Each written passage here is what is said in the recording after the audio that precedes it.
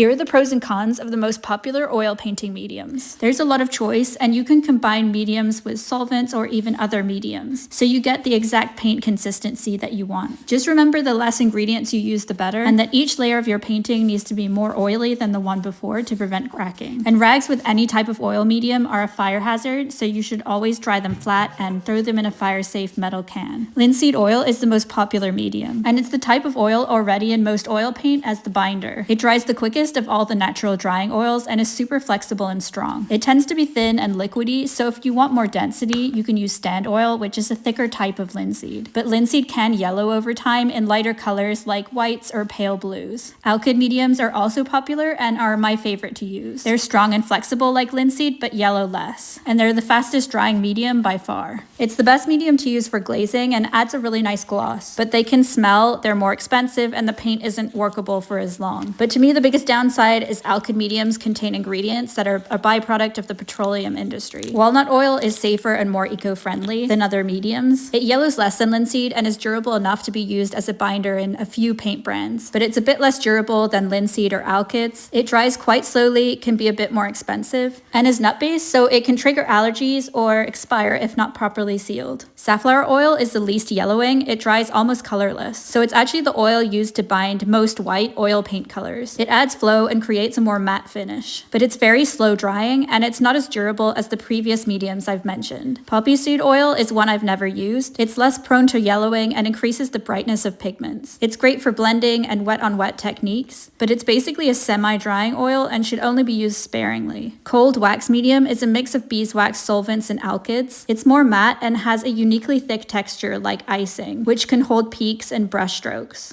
But it can crack easier, so it's better to use on rigid surfaces. And it's best to apply with a palette knife as it can clog up brushes.